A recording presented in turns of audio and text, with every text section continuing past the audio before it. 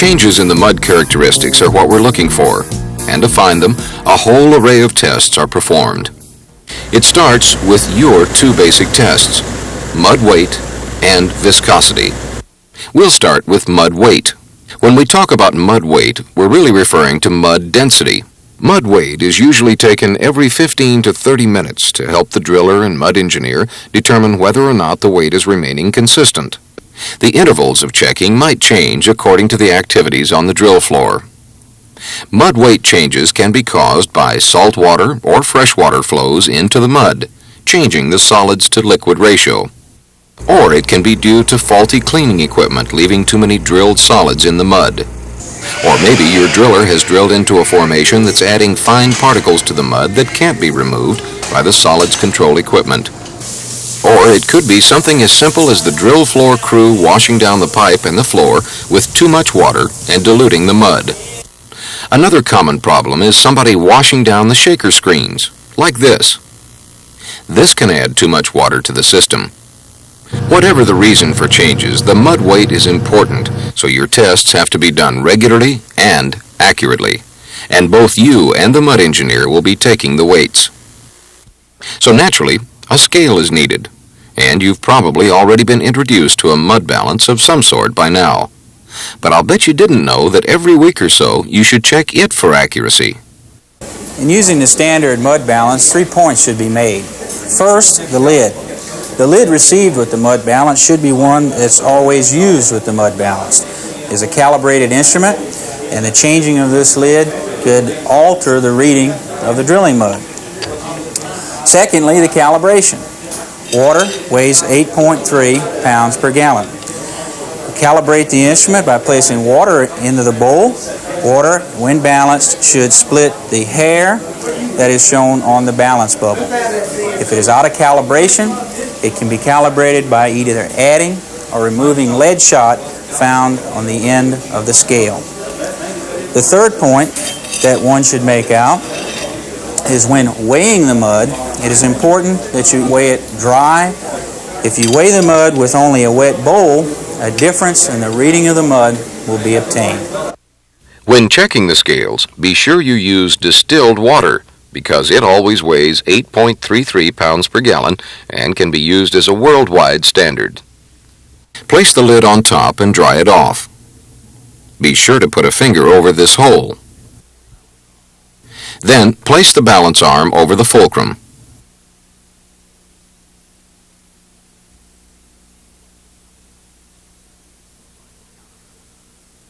Slide the counterbalance until you get the bubble centered in the level gauge. Your scale should read 8.33 pounds per gallon or 62.3 pounds per cubic foot. If it's not exactly right, you can make mathematical adjustments pretty easily. For example, if the reading is heavy by 0.1 ppg, subtract 0.1 from the reading of your mud density. Better yet, fix the scale. This is done differently on the different scales, but on this IMCO, it's done by adding and subtracting these little rubber O-rings from the end of the balance. On the Baroid, it's done by adding or subtracting shot at the end. Once you've got this done, you'll know your readings will always be right unless you don't weigh it right. Maybe we'd better go over that procedure too. Take a mud sample from the return tank. Be sure that for each reading, your sample comes from the same place. Fill the cup to overflowing.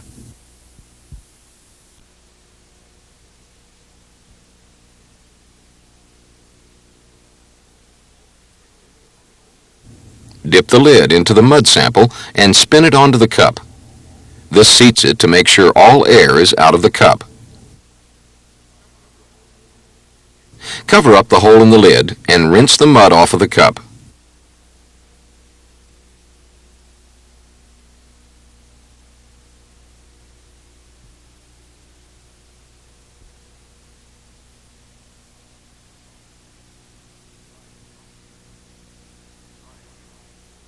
Then dry it.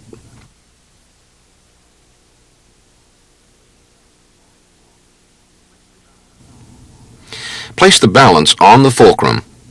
The knife edge fits into the grooved top section of the base on this particular unit.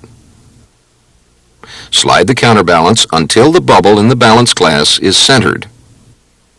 The density of the mud sample is read at the edge of the sliding weight nearest the base support. There will usually be 3 or 4 scales etched or imprinted into the balance arm.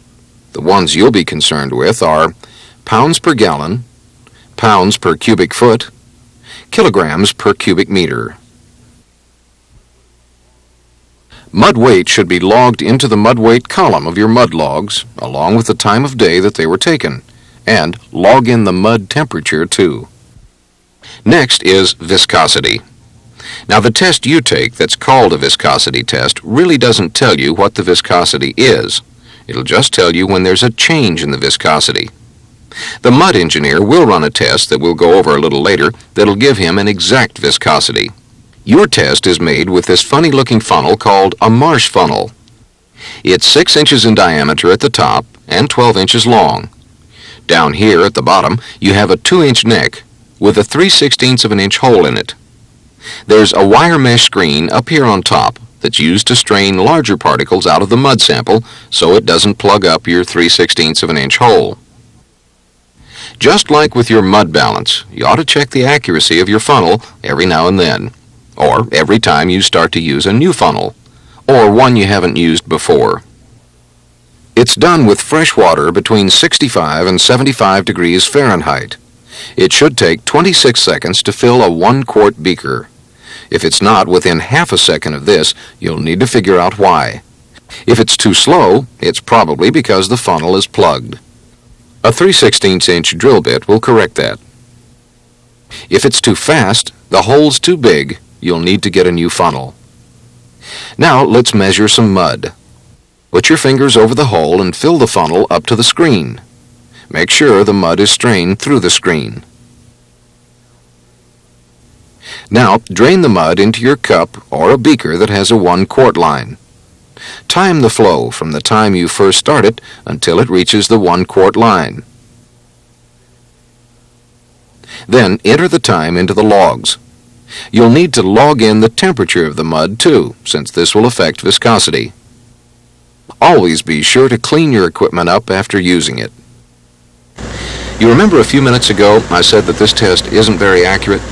Well, let's take a look at how the mud engineer gets an accurate viscosity reading. He starts with a sample of mud that is delivered by you.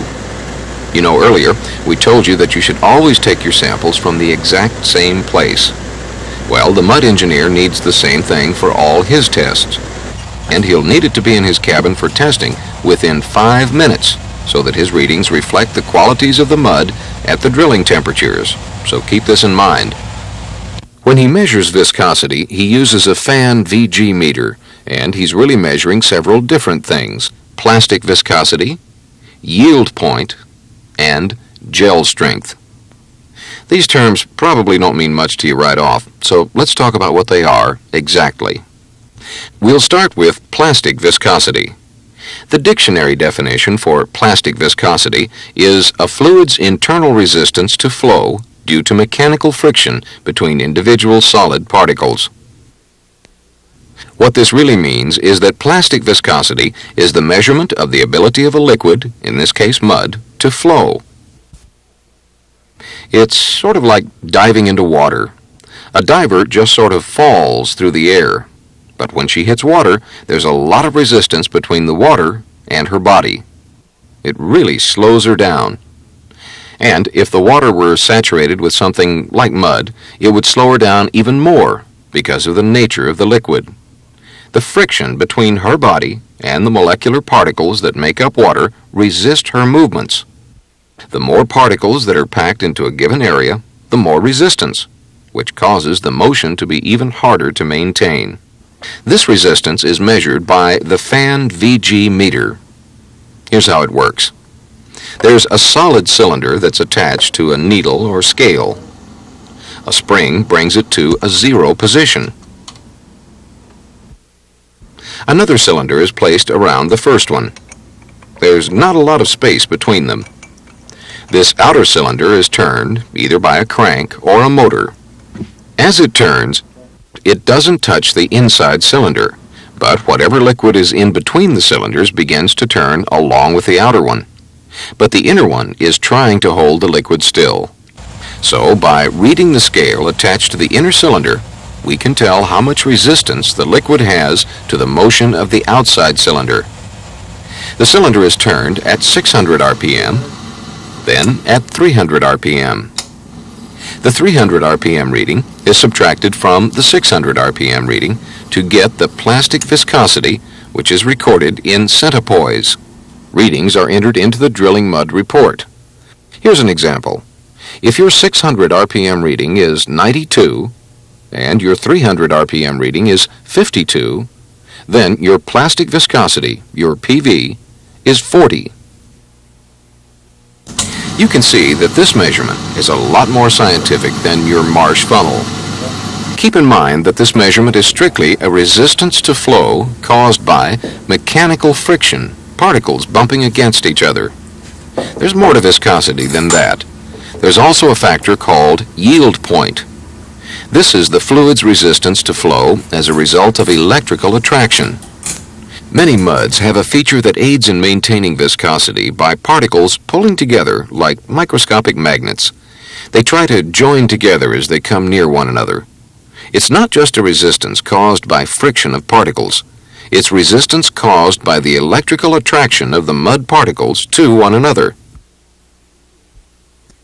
Yield point is measured in pounds per 100 square feet, and it's figured mathematically from the figure you got for plastic viscosity. Subtract the plastic viscosity, which is 40, from the 300 RPM reading, 52. This gives you a yield point of 12. The last feature that's measured with the fan VG meter is called gel strength, or shear rate. Gel strength is a measurement of the mud's ability to hold cuttings when it's at rest.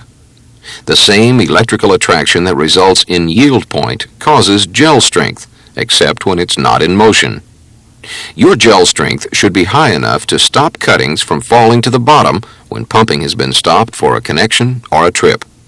But it's got to be low enough to let the driller get flow started again without putting too much pump pressure against the bottom of the hole, which could cause damage to the formation and even cause you to lose circulation. In order to figure out the gel strength, two tests have to be made. The mud should be stirred up by turning the fan VG meter on 600 or higher RPM for 10 to 15 seconds. Then let it set for 10 seconds.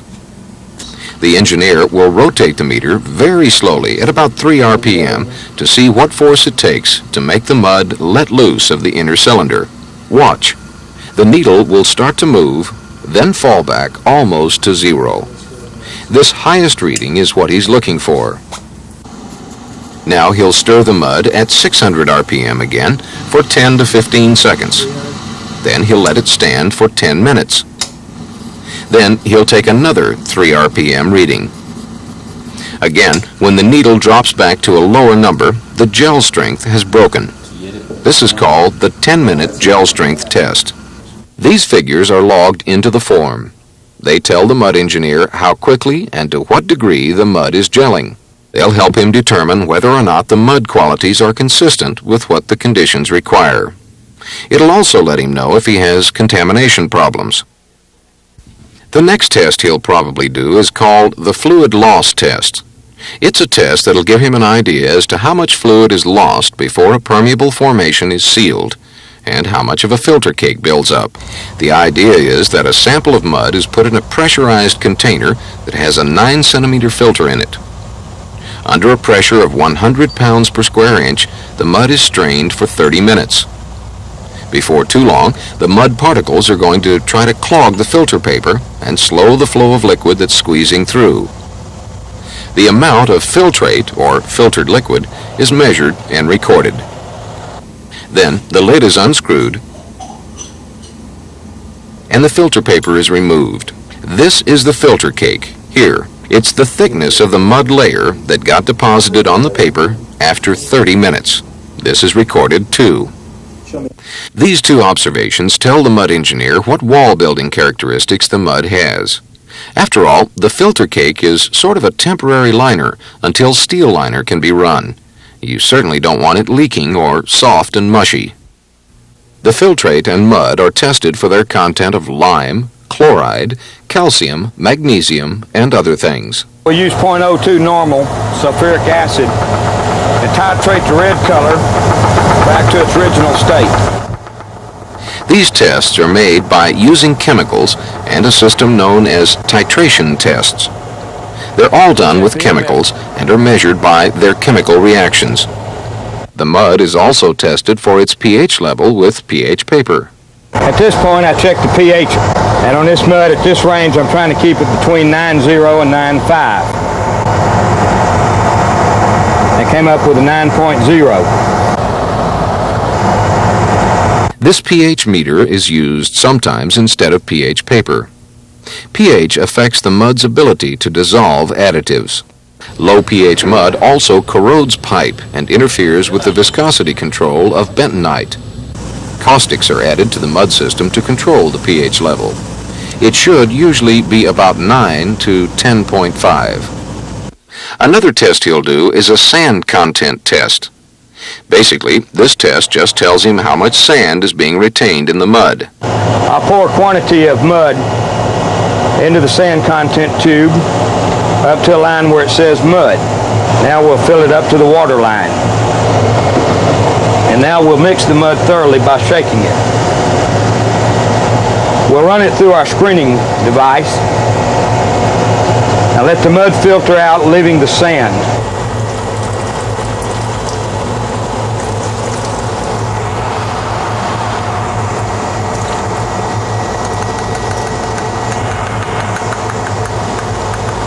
Now I'll put it on a small funnel,